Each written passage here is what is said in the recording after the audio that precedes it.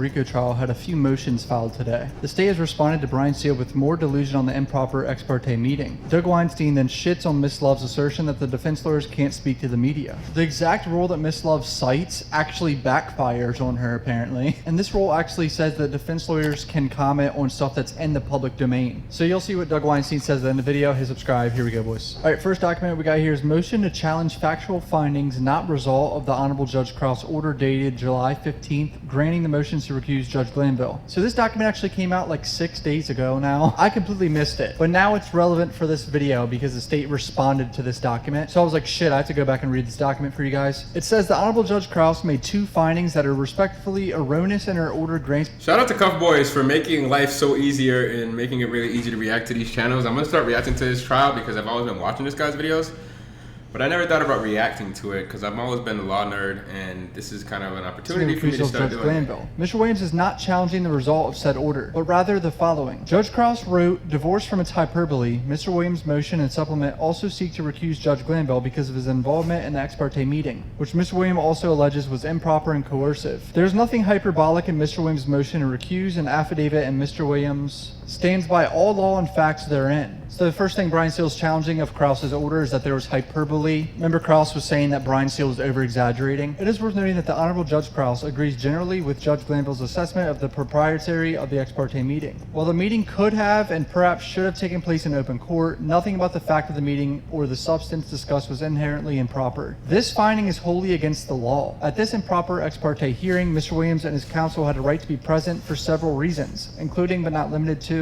the fact that Mr. Copeland provided statements not only bearing on the substance of his testimony but also on his credibility. Second, there was enormous amounts of Brady evidence shared at this improper ex parte meeting that lawyers Love and Hilton and Glanville all attempted to keep secret from undersigned counsel, and there was no lawful reason for this ex parte get-together. There are more reasons that these findings by the Honorable Judge Krause are completely erroneous, but same do not affect the outcome of this correct filing recusing the previous trial judge. So basically, Brian Steele disagrees with her saying there's nothing improper with what happened. Yeah, but at the end of the day, if nothing wasn't improper, they would not have removed the judge from the case. And this is not just protecting the credibility of the court. It's that judge wasn't supposed to do that. That judge knows what he did. He's never going to go out and admit it like, oh yeah, I wasn't supposed to do that. But bro, come on, you shouldn't be meeting with the prosecutor and a witness without the defense attorney for the clients being in the room. But whatever you say, okay, because you did it, it's okay. Happened in the ex parte meeting. Shout out Thugger Jerry for this insight here. He wants Judge Whitaker to officially make the finding that the defense had the right to be present at the ex parte hearing, which will certainly be a building block for other future arguments. So here's the state's response in opposition to Defendant Williams' motion to challenge factual findings. Rule 25.6 governs the requirements for recusal orders, and the rule grants the judge to consider motion to recuse discretion to either rule on the motion considering solely the affidavits or to convene an evidentiary hearing. Rule 25.6 requires that the judge considering the motion to recuse on the merits of the motions and make written findings and conclusions. Judge Krause considered the motions to recuse solely on the affidavits submitted by the defendants, and as required by law, Judge Krause included in a recusal order written findings of fact and conclusions as mandated by Rule 25.6. Even when a motion to recuse has no merit, if a judge is perceived as refuting a charge of bias, the judge's actions create a bias for recusal. In transferring the cases to another judge for consideration, Glanville necessarily determined that recusal might be authorized if the facts alleged in the motion were assumed to be true, and Judge Glanville was prohibited from opposing the motion. Judge Krause agreed generally with Judge Glanville's assessment of the propriety of the ex parte meeting, but found that Glanville created a basis for his recusal when he added facts, provided context, and questioned the veracity of allegations, and otherwise explained his decisions and actions and argued why those actions were proper. Judge Krause found that in presenting his record as to the recusal issues and in ruling on Kendrick's motion, Glanville evaluated and accepted the truth of his own factual allegations mandating his recusal. Lack of authority for Williams' motion. Defendant Williams asserts in his file. So that basically means, like, because the judge was going to be impartial with the decision-making process, they had to remove him, but he evaluated and accepted the truth of his own factual allegations. That's true. He did something, then he said, oh yeah, because I did it, it's right. It's like, cap. Find that Krause made two findings that are erroneous in her order recusing Judge Glanville. Here we go. First, Defendant Williams objects to the order's reference to his recusal motion's inclusion of hyperbole. That reference to hyperbole is accurate. So Ms. Love saying you, there was hyperbole in there. More importantly, the reference to hyperbole is not itself a factual finding. It is not a material issue for litigation. I kind of agree with her. It's not that big of a deal. It was Judge Krause adding in a little jab, like saying they were over-exaggerating, blah, blah, blah. You know what I mean? Doesn't really need litigation at all, but second, defendant Williams asserts that Krause finding that the hearing in chambers was not improper is wholly against the law. That assertion is clearly incorrect. How is it incorrect, Miss Love? Please tell me. The hearing in chambers was regarding a witness's immunity and compelled testimony. Such a hearing without the defense present has been held to be proper by the Supreme Court of Georgia, which ruled the defense has no standing to be present at such hearings. All right. Yeah, but yeah. Right, so basically Miss Love is still delusional and she still thinks this is all proper. Now state filed this too. The state hereby notices the defendants in this case and its honorable court of the following. It has come to the state's attention that on May 2nd, 2017, this honorable court issued an order of recusal with regards to a motion for a new trial in the state of Quantavious Greer. Attorney Brian Steele was Greer's attorney of record at the time. So Greer is Thug's brother, who took a plea deal, I believe, got out, right? Then got caught with a gun, then came back into court and was sentenced to 9 years or something like that, I think, because he got caught with a gun out on probation, I think. So apparently Brian Steele was his attorney in 2017. The prior case involved the December 22nd, 2007 murder of James Yarbrough. On information and belief, the recusal order was based upon the court's prior supervisory role over the appellate unit of District Attorney's Office during the pendency of Greer's motion for new trial. That order might have even been issued in error, as the amended motion for new trial Mr. Steele filed on Greer's behalf in December 2016 before the order of recusal already listed the same judicial officer who ultimately resolved Greer's motion for new trial in 2019. Greer pleaded guilty in the present case in November 2023. The state provides this notice simply as a point of information. So Thugger Daily dumbed this down. He said the state also filed a notice saying that when Steele represented Young Thug's brother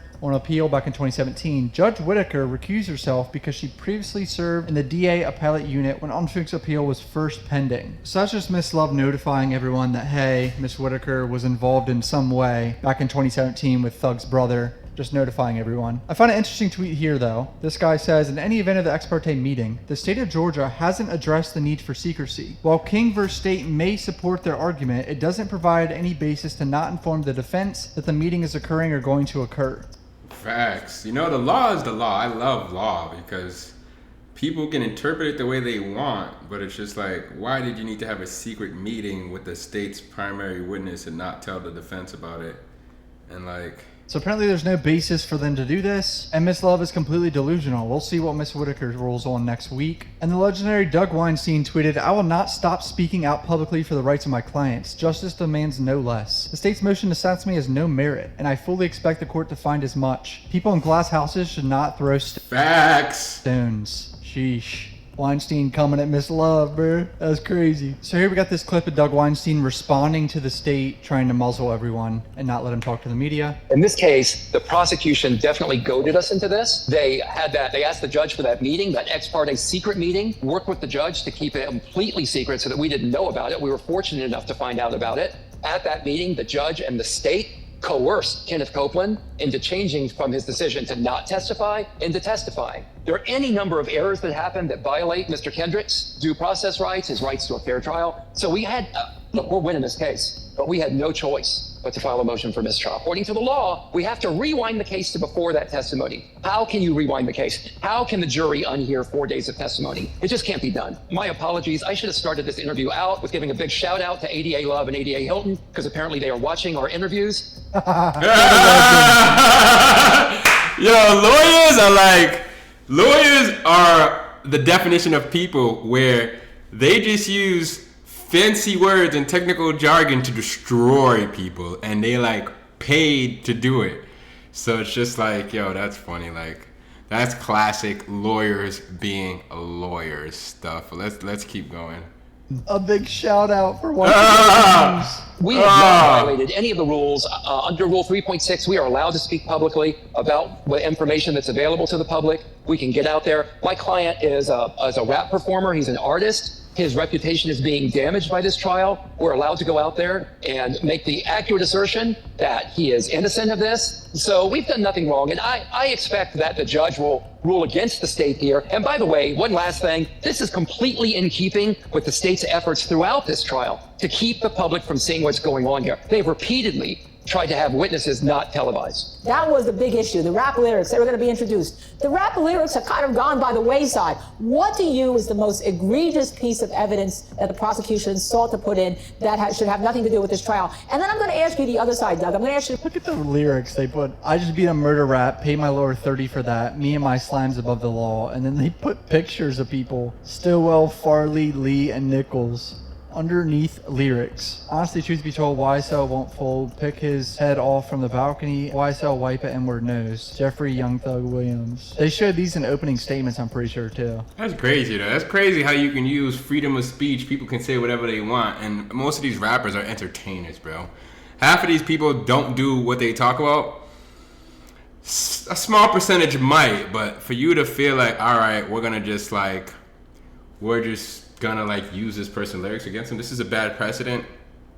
I don't like this. And for all rappers out there, be careful what you say in your lyrics, because in the state of Atlanta, they can use your lyrics against you. I was one of the people that really led the fight against introducing those rap lyrics, and they have been used in the trial. I think they plan on continue to use them, and I think that's the most egregious. And where I come down on these rap lyrics, unless you can show some kind of a nexus with these lyrics, it's absolutely ridiculous to use them in the trial. So I think that's been the most egregious because, again, their case has been going so poorly that anyone can see. I think they've had at least a half a dozen of their key witnesses, their witnesses, that they had to impeach on the stand. So when that happens, as a former prosecutor, you know your case is not going well. We'll see what happens with the mistrial. I think the judge should rule for a mistrial. I don't think the judge has much choice. And I hope that the judge can see that the reason for the mistrial is that the state has goaded us into making this request. So here's more response from Weinstein. So how are we going to respond? Well, it's pretty simple. Just look at the rule that the state cited in their motion, Rule 3.6. And I'm permitted under that to comment on information that is in the public domain. And so my comments have been limited to those things that have been filed publicly, that have taken place in the courtroom. It's maybe not as the state wishes, but this is a public trial. The witnesses, all the proceedings have been streamed out to the public. The courtroom has been open. I know that the state has repeatedly wished that some of the witnesses not be put on video. And for the most part, they've gotten their way on that. But I think this is just part of the pattern of the state not wanting the public to see what's happening in there. I have the absolute right and obligation to speak out. My client's a public figure. He has a career. I have a duty to him to not only advocate for him in the classroom, but to advocate for him in the public arena. So there you have it. He's saying the own rule that they cited, 3.6, actually says they're allowed to speak to the public because it's an open trial. So interesting. I wonder how the judge is going to rule on this. Apparently there's no merit to any of this. So yeah, hit subscribe, boys. All my videos are in a playlist over here. Love you guys. Peace out.